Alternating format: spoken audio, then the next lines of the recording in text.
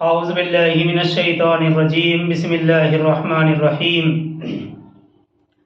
وَيَسْأَلُونَكَ عَنِ الرُّوحِ قُلِ الرُّوحُ مِنْ أَمْرِ رَبِّي وَمَا أُوتِيتُم مِّنَ الْعِلْمِ إِلَّا قَلِيلًا۔ یہ سورہ بنی اسرائیل کی آیت 85 ہے۔ وَيَسْأَلُونَكَ عَنِ الرُّوحِ، اور اے نبی صلی اللہ علیہ وسلم یہ لوگ آپ سے پوچھتے ہیں روح کے بارے میں۔ قُلِ الرُّوحُ مِنْ أَمْرِ رَبِّي وَمَا أُوتِيتُم مِّنَ الْعِلْمِ إِلَّا قَلِيلًا، آپ فرما دیجئے کہ روح میرے رب کے امر میں سے ہے اور تمہیں نہیں دیا گیا علم مگر تھوڑا سا، إِلَّا قَلِيلًا مگر تھوڑا سا۔ قُلِ الرُّوحُ مِنْ أَمْرِ رَبِّي وَمَا أُوتِيتُم مِّنَ الْعِلْمِ إِلَّا قَلِيلًا، آپ فرما دیجئے نبی صلی اللہ علیہ وسلم کہ روح میرے رب کے امر میں سے ہے اور تمہیں نہیں دیا گیا علم مگر تھوڑا سا۔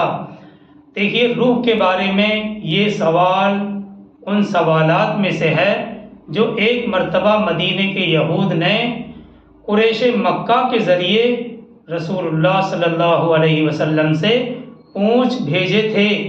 ان میں سے ایک سوال اصحاب کہف کے بارے میں تھا اور دوسرا ذوالقرنین کے بارے میں۔ ان دونوں سوالوں کے تفصیلی جوابات سورہ الکہف کے اندر دیے گئے ہیں، مگر روح سے متعلق سوال کا انتہائی مختصر جواب اس سورہ میں دیا گیا ہے۔ تو یہ سوال ان سوالات میں سے ہے جو ایک مرتبہ مدینے کے یہود نے قریش مکہ کے ذریعے سے رسول اللہ صلی اللہ علیہ وسلم سے پوچھ بھیجے تھے۔ ان میں سے ایک سوال اصحاب کہف کے بارے میں تھا اور دوسرا ذوالقرنین کے بارے میں، اور ان دونوں سوالوں کے تفصیلی جوابات سورہ الکہف میں دیے گئے ہیں، مگر روح سے متعلق سوال کا انتہائی مختصر جواب اس سورہ میں دیا گیا ہے۔ یہاں صرف اتنا بتایا گیا ہے کہ روح کا تعلق عالم امر سے ہے، اور عالم امر کیونکہ عالم غیب ہے اس لیے اس بارے میں تم لوگ کچھ نہیں جان سکتے۔ انسان کو علم حاصل کروانے کے ذریعے اس کے حواس ہیں، اور اپنے ان حواس کے ذریعے سے انسان صرف عالم خلق کی چیزوں کے بارے میں ہی جان سکتا ہے، عالم غیب یعنی عالم امر کے بارے میں، اور عالم امر تک اس کا علم، انسان کا علم رسائی حاصل نہیں کر سکتا۔ اسی لیے عالم غیب کی باتوں کو ویسے ہی ماننا پڑے گا جیسے قرآن اور رسول کے ذریعے سے بتلائی گئی ہیں۔ اسی کا نام تو ایمان بالغیب ہے، اور اس کا ذکر قرآن کے شروع میں ہی کر دیا گیا ہے، الذین یؤمنون بالغیب، اس کا ذکر قرآن مجید کے شروع ہی میں کر دیا گیا ہے۔ اب دیکھیے قُلِ الرُّوحُ مِنْ أَمْرِ رَبِّي، اس جواب کی تشریح میں مفسرین حضرات کی مختلف تعبیرات ہیں، اور ان میں سب سے زیادہ قریب اور واضح وہ ہے جو تفسیر مظہری میں ہے، وہ یہ ہے کہ اس جواب میں جتنی بات کا بتلانا ضروری تھا اور جو عام لوگوں کی سمجھ میں آنے کے قابل ہے صرف وہی بات بتلا دی گئی، اور روح کی مکمل حقیقت جس کا سوال تھا اس کو اس لیے نہیں بتلایا گیا کہ وہ عوام کی سمجھ سے باہر بھی تھی اور اس کی کوئی ضرورت اس کے سمجھنے پر موقوف بھی نہیں تھی۔ یہاں رسول اللہ صلی اللہ علیہ وسلم کو یہ حکم دیا گیا کہ آپ ان کے جواب میں یہ فرما دیجئے کہ روح میرے پروردگار کے حکم میں سے ہے، یعنی روح عام مخلوقات کی طرح نہیں ہے جو مادے کے ذریعے وجود میں آتی ہے، بلکہ وہ بغیر کسی واسطے کے حق تعالیٰ کے حکم یعنی کن سے پیدا ہونے والی چیز ہے۔ تو یہ حقیقت ہے کہ یہ روح عام مخلوقات کی طرح نہیں ہے جو مادے کے ذریعے وجود میں آتی ہے، بلکہ وہ بغیر کسی واسطے کے حق تعالیٰ کے حکم ان سے پیدا ہونے والی چیز ہے۔ بعض مفسرین یہ بھی کہتے ہیں کہ اس سے مراد حضرت جبرائیل علیہ السلام ہے، اور سوال کی حقیقت یہ تھی کہ وحی کس طرح سے آتی ہے اور جبرائیل کس طرح سے آپ پر وحی نازل کرتے ہیں۔ لیکن یہ جو وضاحت ہے یہ تفسیر مظہری کی وضاحت ہم آپ کے سامنے رکھ رہے ہیں۔ قرآن کے اس جواب سے یہ تو معلوم ہو گیا کہ روح کو عام مادے پر قیاس نہیں کیا جا سکتا، اور اس سے وہ تمام شبہات ختم ہو گئے جو روح کو عام مادے پر قیاس کرنے کے نتیجے میں پیدا ہوتے ہیں۔ اور انسان کے لیے اتنا ہی علم روح سے متعلق کافی ہے، اس سے زیادہ علم کے ساتھ اس کا کوئی دینی یا دنیاوی کام اٹکا ہوا تو ہے نہیں۔ اسی لیے سوال کا وہ حصہ لا یعنی قرار دے کر اس کا جواب نہیں دیا گیا، اور خاص طور پر جبکہ اس کی حقیقت کا سمجھنا عوام کے لیے تو کیا بڑے بڑے حکماء بھی آسانی سے پتہ نہیں لگا سکتے۔ اب دیکھیے اس سلسلے میں علامہ جساس نے یہاں یہ مسئلہ بھی بیان کیا ہے کہ ہر سوال کا جواب دینا یہ ضروری نہیں ہے، بلکہ سوال کرنے والے کی دینی مصلحت کی رعایت کرنا بھی ضروری ہے۔ علامہ جساس کہتے ہیں، جو کہ مشہور فقیہ ہیں، 305 ہجری میں ان کی ولادت مشہور ہے، اور 20 سال کی عمر میں یہ بغداد منتقل ہو گئے تھے اور انہوں نے دینی خدمات انجام دیں۔ بہرحال علامہ جساس کہتے ہیں کہ عالم اور فقیہ کے لیے عالم اور فقیہ کے ذمے یہ ضروری نہیں ہے کہ سائل کے ہر سوال اور اس کی ہر شک کا جواب دے، بلکہ دینی مصلحت پر نظر رکھ کر جواب دینا چاہیے۔ جو جواب مخاطب کی فہم سے بالاتر ہو، اس کی سمجھ سے اعلیٰ ہو، یا اس کے کسی غلط فہمی میں پڑ جانے کا خطرہ ہو تو اس کا جواب نہیں دینا چاہیے۔ اسی طرح بے ضرورت یا لا یعنی سوال کا جواب بھی نہیں دینا چاہیے۔ لیکن جس شخص کو کوئی ایسا واقعہ پیش آیا جس کے متعلق اس کو کچھ عمل کرنا لازم ہے اور وہ خود جانتا نہیں ہے، وہ خود تو عالم نہیں ہے، تو اس وقت فقیہ یا عالم کو اپنے علم کے مطابق اس کا جواب دینا ضروری ہے۔ امام بخاری نے بھی کتاب العلم میں اس مسئلے کا ایک مستقل ترجمہ الباب رکھ کر بتلایا ہے کہ جس سوال کے جواب سے مغالطے میں پڑ جانے کا خطرہ ہو اس کا جواب نہیں دینا چاہیے۔ تو بہرحال اب یہاں روح سے متعلق یہ سوال باقی رہ جاتا ہے، کیا روح کی حقیقت کا علم کسی کو ہو سکتا ہے یا نہیں؟ اتنا تو طے ہے کہ انسان بلکہ جاندار جو بھی ہے دو چیز سے مل کر بنا ہے، ایک اس کا اپنا جسم ہے اور روح ہے۔ جسم ختم ہو جاتا ہے لیکن روح باقی رہتی ہے۔ لیکن اب سوال یہ ہے کہ روح کی حقیقت کا علم کسی کو ہو سکتا ہے یا نہیں؟ قرآن مجید نے اس سوال کا جواب مخاطب کی ضرورت کے مطابق دے دیا، لیکن روح کی حقیقت کو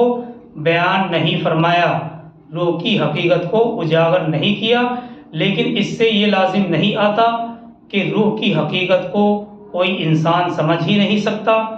اور یہ کہ خود رسول اللہ صلی اللہ علیہ وسلم کو بھی اس کی حقیقت معلوم نہیں تھی، جیسا کہ بعض لوگوں کا خیال ہے۔ یہ بات درست نہیں ہے۔ صحیح بات یہ ہے کہ یہ آیت نہ تو اس بات کی نفی کرتی ہے اور نہ ہی اس بات کو ثابت کرتی ہے۔ اگر کسی نبی یا رسول کو وحی کے ذریعے یا کسی ولی کو کشف اور الہام کے ذریعے اس کی حقیقت معلوم ہو جائے تو اس آیت کے یہ خلاف نہیں ہے، بلکہ عقل اور فلسفے کی بنیاد پر اس بارے میں گہری تحقیق کی جائے تو اس کو لا یعنی تو کہا جا سکتا ہے مگر ناجائز نہیں کہا جا سکتا۔ اسی لیے بہت سے علماء متقدمین اور متاخرین نے روح سے متعلق کتابیں لکھی ہیں، اور ان کتابوں میں اس مسئلے کو لکھا گیا ہے، اور ان میں جس قدر حقیقت سمجھنا عام انسان کے لیے ممکن ہے وہ سمجھانے کی کوشش بھی کی گئی ہے، جس پر ایک تعلیم یافتہ شخص قناعت کر سکتا ہے اور شبہات اور اشکال سے بچ سکتا ہے۔ 100 باتوں کی ایک بات یہ ہے کہ اس آیت نے یہ بات واضح کر دی ہے کہ روح یہ اللہ کا امر ہے، اللہ کا حکم ہے اور اس کا تعلق عالم امر سے ہے۔ انسان کو جو حواس دیے گئے ہیں علم حاصل کرنے کے، جن سے انسان علم حاصل کرتا ہے، وہ صرف عالم خلق کا ہی علم حاصل کر سکتا ہے، اور رہا عالم امر، عالم غیب، تو اس کے بارے میں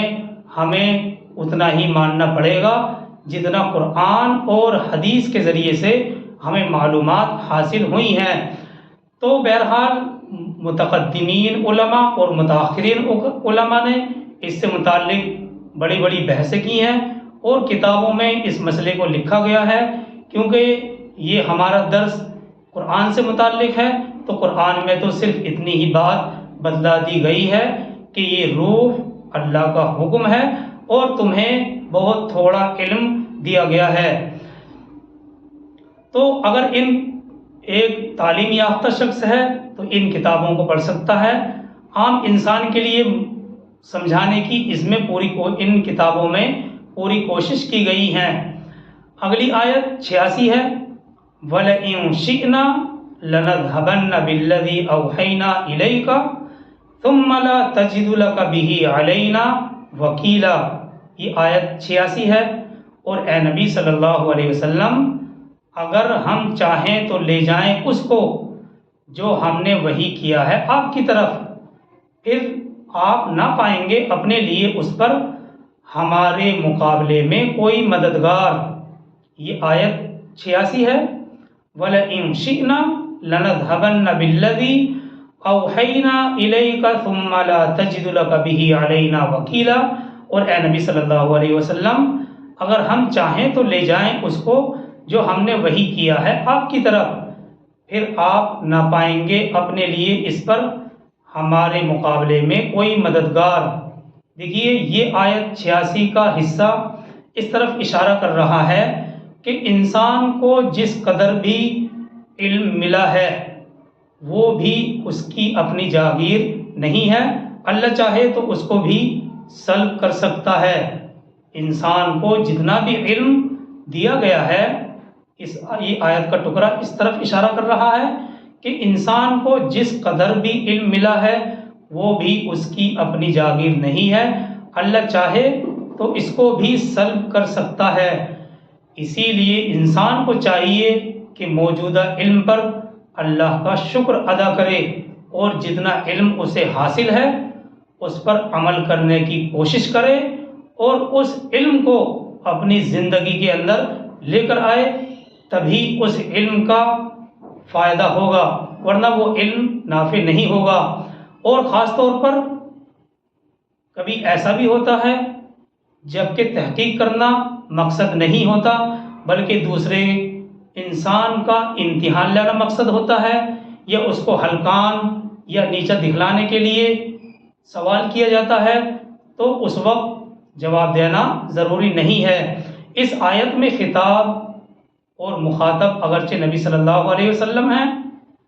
اگرچہ نبی صلی اللہ علیہ وسلم کو خطاب ہے، مگر اصل سنانا امت کو مقصد ہے کہ جب رسول صلی اللہ علیہ وسلم کا علم بھی ان کے اپنے اختیار میں نہیں تو دوسروں کا تو کہنا ہی کیا ہے۔ اگلی آیت 87 ہے، یہ بھی اسی سے متعلق ہے، علم سے متعلق، الا رحمتا من ربک ان فضلہ کان علیک کبیرا، مگر یہ تو رحمت ہے آپ کے رب کی طرف سے، اس میں کوئی شک نہیں کہ اس کا فضل آپ پر بہت بڑا ہے۔ ان فضلہ کان علیک کبیرا، اس میں کوئی شک نہیں ہے کہ اس کا یعنی اللہ کا فضل آپ پر بہت بڑا ہے۔ الا رحمتا من ربک ان فضلہ کان علیک کبیرا، مگر یہ تو رحمت ہے آپ کے رب کی طرف سے،